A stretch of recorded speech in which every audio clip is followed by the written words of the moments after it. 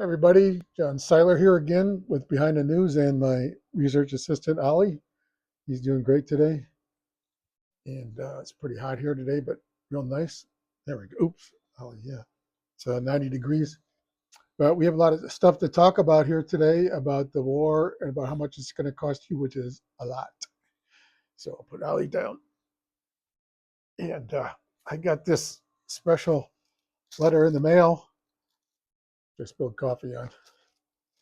Um, is that a federal offense? I don't know. Anyway, it's one of those letters you think, oh no, my goodness. It's first class pre-sort postage and fee paid Department of Treasury, permit number G-4. And it's from the Bureau of Fiscal Service, P.O. Box 51320, Philadelphia, PA 191156320. And official business penalty for private use, $300. So by spilling coffee on it, I guess I'm going to be fined $300. Anyway, I paid all my taxes last year on time. I did it a couple of days before the October 15th deadline. My accountant got it all ready for me. I signed it, sent it off electronically. And so I wonder what's the deal here. Are they going to fine me in uh, $20,000 for whatever, for opposing the war? Or they're going to put me in jail? They're going to show up here, jump over the fence, and arrest me? But I opened it up, and there's a letter here. And in the middle, a check. Check, see that? I thought President Trump is giving me $20,000. No, $2,000. Remember the $2,000 check from the tariffs? And because we have a booming economy, peace and prosperity, everything's going fantastic, low inflation, everything's getting cheaper, we're all making more money. With so much flowing into the federal treasury, we're going to get these $2,000 checks. 26.23, $26.23. Oh well, it's something. I'll take it and deposit it to my account later today. And we're going to be talking today about the finances. I wrote a piece in my Substack, johnseiler.substack.com, yesterday, and I'll update it today. It's about how the, Trump's Iran war already costing $200 billion, excuse me, and rising. That's what the request of the administration um, to the Congress is, for Congress to do it. But of course, Congress doesn't have the money. They don't have anything. They're just going to borrow the money. And I had this national debt here. Let me get it up here. Oops, my thing, where'd it go? Let me see. Um, we had yesterday the national debt. I put the national debt clock. You can get this. You can get this online. U.S. debt clock is what it's really called. Let me see if I can get it up again. Let's see. U.S. debt.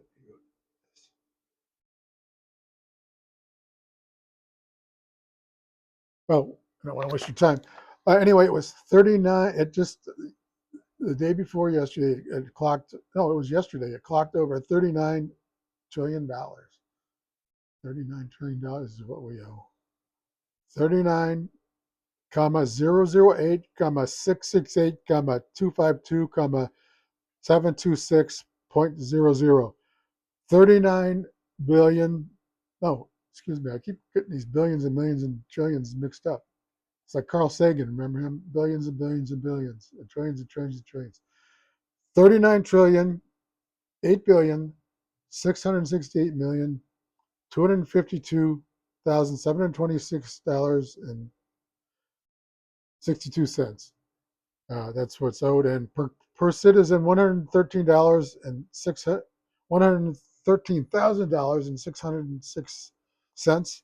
And I calculated for a family of four, typical family of four. Maybe you have one. $454,464 you owe. Now, and it's up $1.6 trillion a year. That was before the $200 billion from the war. But consider this. Here's how to look at it. Supposing you make $100,000 a year, what's pretty common in America now, Excuse me. Oh, he just brought me some coffee. Okay, you make $100,000 a year, and you have credit card debt, unsecured credit card debt. It's just out there on the plastic of $454,464 for your family. What's going to happen? You're going to go bankrupt. Country's going bankrupt. And so, and one of the things is they mentioned this $200 billion for the war. That's just starting. But I also looked up, um, if you look at the Veterans Administration, the cost, we spend $1 trillion a year right now on defense before the 200 billion. And Trump wanted 1.5 trillion. He wanted to increase it by $5 trillion, even more money. And now we know why, because he is starting all these wars. Mr. Peace President, no regime change wars. That's all we have is regime change wars.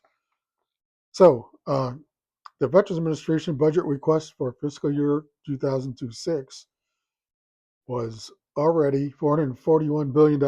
That's 44% of the Department of Defense budget. And if you go over to the Veterans Administration Hospital near you, like I go to the Long Beach one every 6 months or so, 4 or 5 months sometimes, have an appointment in May, just routine. Then you go there and see all of the people that go there. We're going to have a lot more people going there now. Maybe in May when I'm there, they'll have some of the troops from this that are injured. At least they're saying at least the 200 are injured, but it's obviously more than that. And then a lot of these guys and gals, men and women, a lot of women in the military now. Of the 13 killed, 3 are women so far. And they're going to be coming back with PTSD, post-traumatic stress disorder. And I have a link here in my article yesterday. Please look it up. John Seiler, that's substack.com. Car starting up. Might be a Corvette I like. Anyway, they have, if you go to their line for PTSD, National Center for PTSD. I have a link there if you want to check it out. And it says when someone has PTSD, it affects family and friends too. As loved ones, you spend time and energy to support your partner, family member, or friend with PTSD. Learn about the resources for your own self-care while helping a loved one with PTSD. Crisis resources include the Suicide and Crisis Lifeline. There's a link for that. And the Veterans Crisis Line. So let's get back to the money. The money and crude oil prices have gone up quite a bit.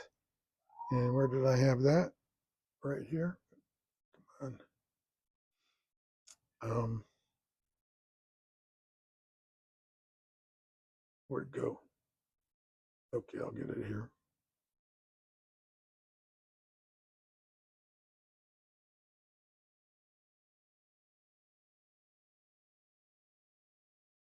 Okay, if you go to this site, oilprice.com, it tells you all you need to know about this.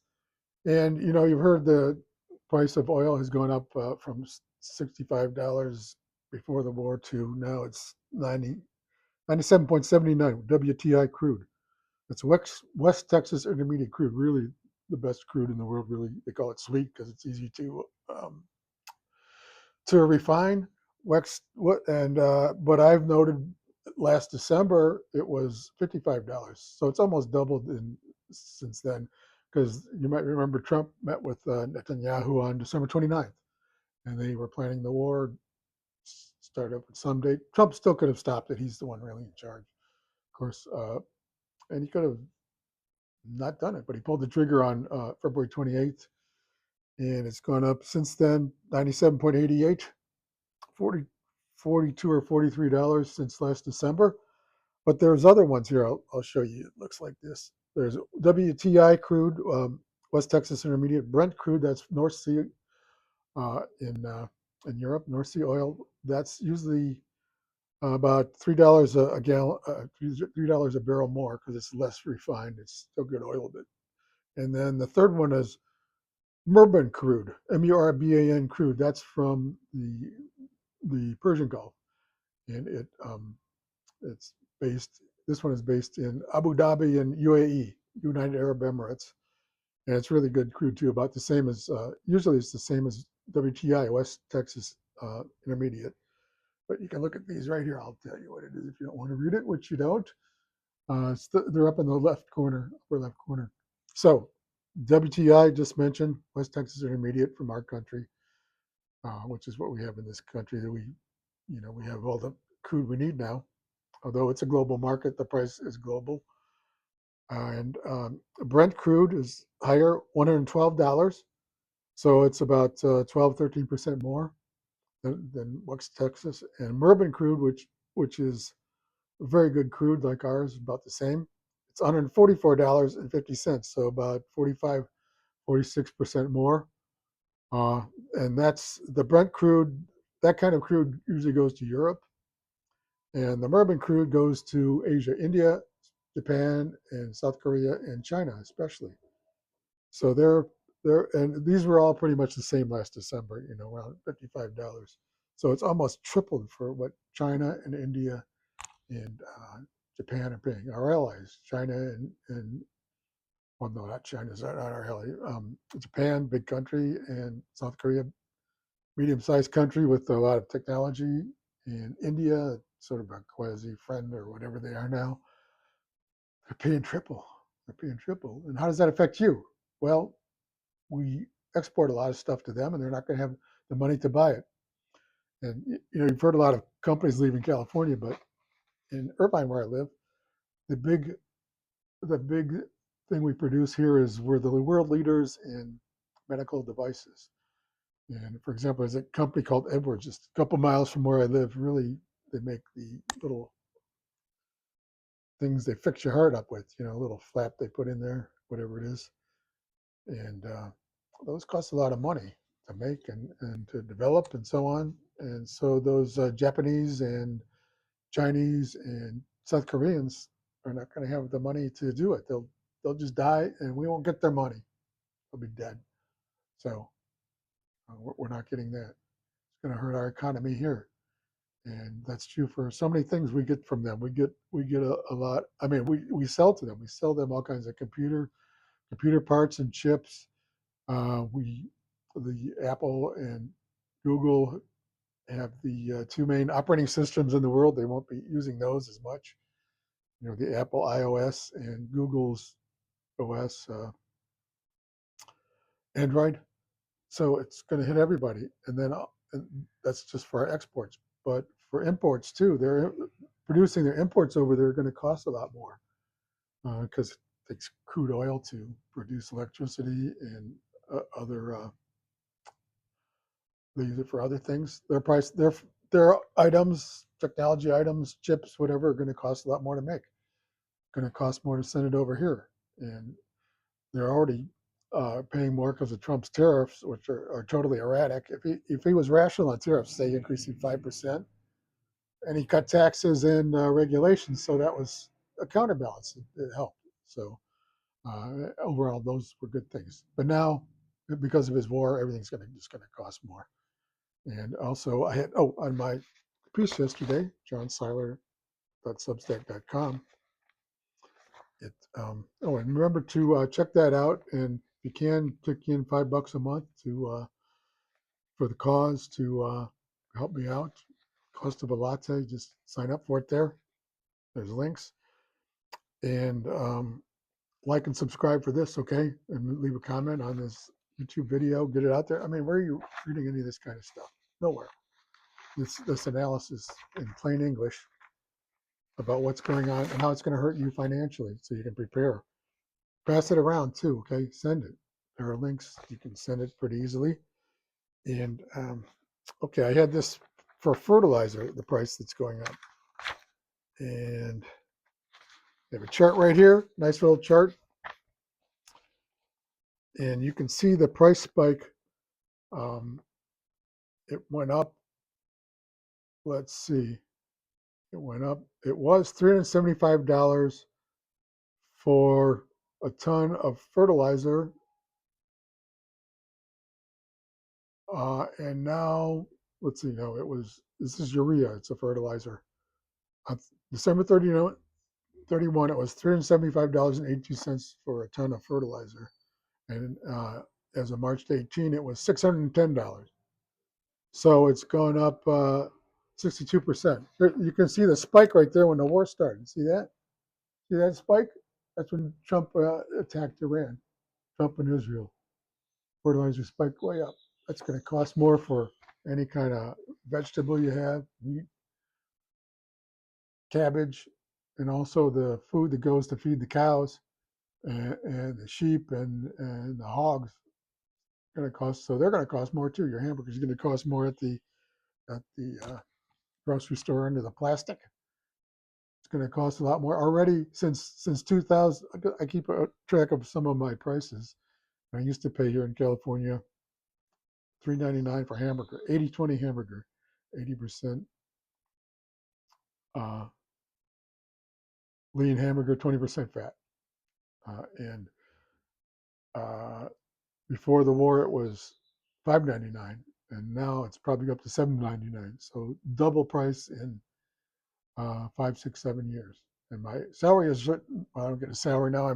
I work as a freelance writer, but my contracts with my freelance people have not gone up 50% in that time. I've got more on some, and thank you very much, because they know inflation is there for everybody, but it hasn't doubled.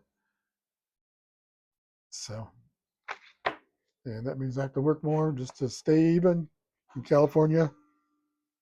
I can move next to you, and if you live in a civilized state instead of this barbarous air-conditioned place here in California, but that's my problem, isn't it? And I saw something. A friend of mine sent me. Governor Hochul in New York, they have really high taxes too. And New York City actually has higher taxes than California, which is hard to imagine. You have to can't make that stuff up. And this new guy, Mamdani, he's going to make it even higher taxes. And anyway, Hochul, they've higher taxes in the regular part of New York, the, the less crazy part. And all these companies are leaving, and she's begging them, come back and pay our taxes. Come back and pay our taxes. New York is great. We have all these regulations that strangle your business. Come back. Come back and pay our high taxes that drove you away already, and they're not doing it. And California is similar, though, although a lot of people are willing to pay the high taxes for the weather. And in Silicon Valley, it's a unique place in the whole world. All the young guys, the 180Q digital geniuses, the the nerds, they're all still going there because that's the place to be. That's the place to be. But for the rest of us, we're going to be hammered by this war. Save up your money, cut back. You're going to have to, no choice. It's too bad, and it looks like it's just going to get worse because one other thing I mentioned, you probably noticed that Israel attacked the South Pars natural gas field in Iran, which is a lot of it's owned by China. But the main thing is it has natural gas that goes all around the world. I think mainly it goes to Europe. Anyway, they're blowing up those fields. At least part of them can't use it anymore. And in return, in retaliation, Iran is attacking all these places in Qatar and in Saudi Arabia and the other ones, attacking their oil facilities. They're blowing it all up. And Trump is thinking of putting troops in to somehow stop the attacks on the shipping in the Strait of Hormuz. He wants to open that up, get all the ships going again. The ships actually can go through there if if they get the permission of Iran. And China's oil is going through there, but although now it's being blown up. Uh, that's the point. What's the point of opening the Strait of Hormuz if there's nothing to go through it? If it's all blown up, and it's 20% of the world's energy taken offline. It'll take many years to rebuild it, even if they can rebuild it. And the rest of the world will gear up. We'll make more in America. Russia's gearing up already. They're pumping more to China. And India was cutting back the Russian oil because Trump made him do it. And they said, yes, sir, master. Yes, sir, Master Trump. You're our emperor. We're the Raj again, and you're the emperor this time instead of Queen Victoria. but now they can't get much of their oil from the Gulf, so they beg Russia to get the oil back. Russia says, okay, we're a little ticked off, but a deal's a deal. We'll make a deal, but no more discount. In fact, we're going to charge you a little more. The world's in turmoil. We're going to have to charge you more. So that's what it is today. Went a little long this time, 20 minutes, but I hope you got something out of it. And remember, like and subscribe. And where'd Ollie go? Ollie, where are you? Well, he's out doing the research so we can keep this thing going. And like and subscribe again, and go to my Substack, johnseiler.substack.com, and subscribe there, and maybe kick in $5 a month. Pretty easy for everything I give you. This great report. Don't see this anywhere else. And let's see if we can get through this war. Maybe have some peace. Bye.